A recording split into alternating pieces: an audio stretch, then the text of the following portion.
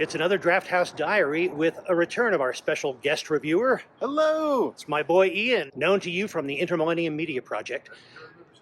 And you know, it could be worse, Ian. I make you watch old movies.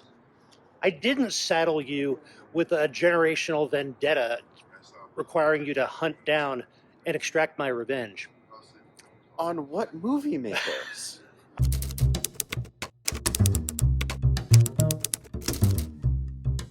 If I can just also describe this movie another way. In a world where high blood pressure and hemophilia meet, every smallest wound gushes like a fountain. It's Friday, December 2nd, and we came out to the Alamo Sloan's Lake to see Lady Snowblood. Oh my goodness.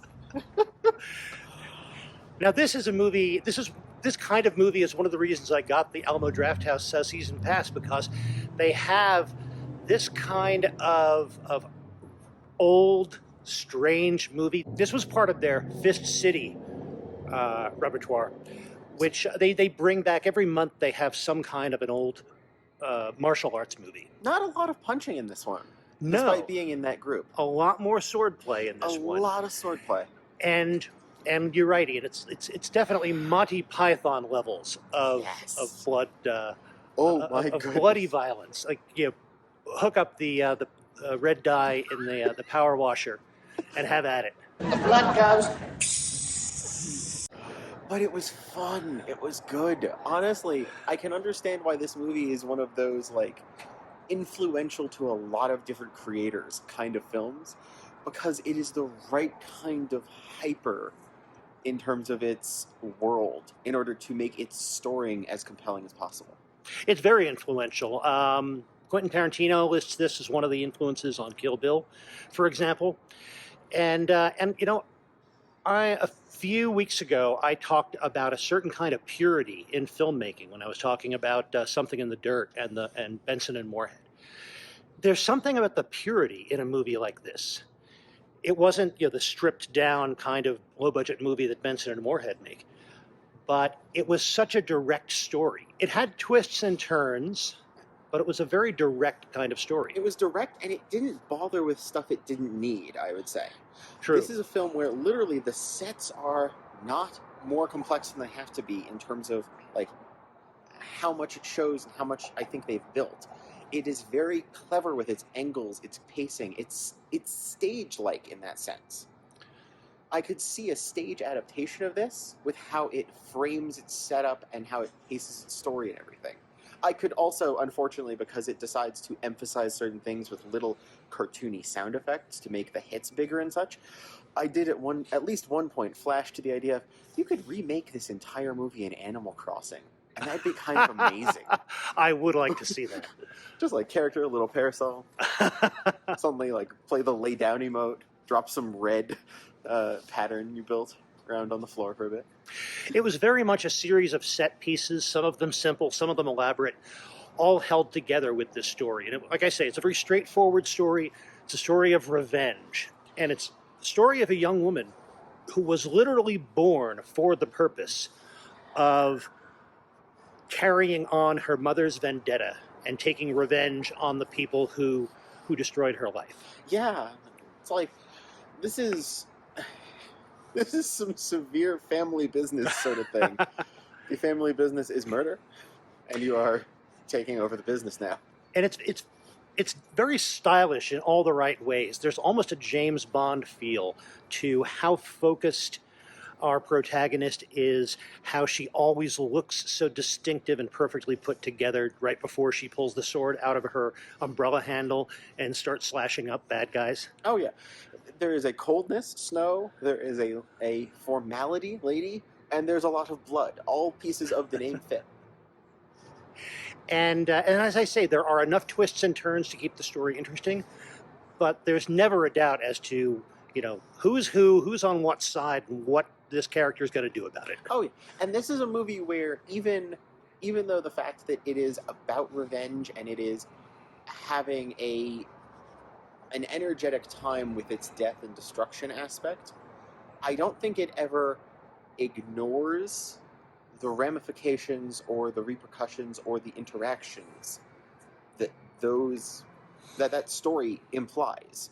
It is not saying this revenge tale is smooth or perfect or maybe even the right thing. It is actually deep, but it is telling a story whose narrative lets it explore that depth instead of a story that is twisting and turning so often that it can't think about what it's doing. Yeah, it might portray the violence on screen in a very cartoony way, but it doesn't take the violence of the story lightly or casually in any way. Exactly. It makes some of that wackiness, which seems like the wrong word, but might be the right one in this. It takes that wackiness and admits it as part of its world, and therefore moves on to the other things it can talk about in terms of what just happened. Yes, this person just got sliced really wildly with a sword. The issue more is who's doing the slicing and who was sliced, then look how crazy the sword slice was. Yeah. That is a difference that is distinct, and I feel like a lot of other films that try to do stuff like this, who try to put themselves in the same category as this, miss that mark by reveling in the action like a viewer instead of considering the action like the writer should. Right. There's nothing really gratuitous about the violence as much as there is, because it's a violent story, and the violence is all in service of the story. Exactly. Now, that doesn't mean it's not just a trip to go through. It is. And there's a lot about this movie. If you go to see this movie, it is a Japanese movie from the early 70s, so you're going to have to deal with stylistic things that we don't see too often. A weird mix of music, everything from traditional Japanese music to what at the time was popular, to like things that seemed like they would be more at home in a Mexican movie, to other things that were just straight up early 70s funk. The fact that it was a little bit, the only thing jarring, the only thing that seemed out of place to me was some of the musical choices. I can agree, but I thought that those were still, a lot of its music was also still very well done. This is a movie that it really pointed out to me how, from the American perspective, we've got our Wild West films. This was more that for Japan in that sense, in terms of its time period, its level of stylization. This is a Japanese Western in that sense, which seems counterintuitive, but you get what I mean, I think. Yeah, they're very much. There's the whole big subset of the genre of samurai movies is the Japanese equivalent of a Western. It's not an accident that they'll take a movie like The Seven Samurai and adapt that into The Magnificent Seven. There are analogs between our vision of the Old West and the Japanese vision of that late 19th century period. Yeah. On my 0 to 4 scale, I think taking the movie, judging the movie based upon what it was trying to do and what it accomplished, I'm giving this a 3. I recommend it. I'm giving it a 3.5. I'm with you. It's right. Very strong review. It's very, very good.